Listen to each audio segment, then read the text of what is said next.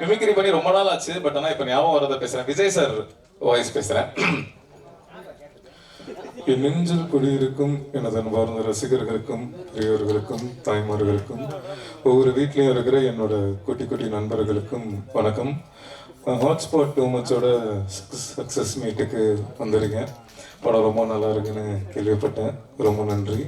முடிஞ்ச அளவுக்கு மக்கள்கிட்ட சொல்லுங்க. நன்றி. தேங்க்யூ.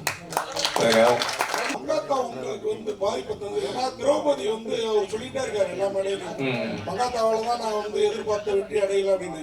ஆனா நீங்க வந்து மற்றவங்க எல்லாம் கூட தேங்க்ஸ் கிவிங் மீட்டிங்னு வைப்பாங்க. நீங்க சக்சஸ் மீட்னே போட்டிருக்கீங்க. அதை எப்படி பாக்குறீங்க? உங்களுக்கு மங்காத்தா பாதிப்பை தரலையா?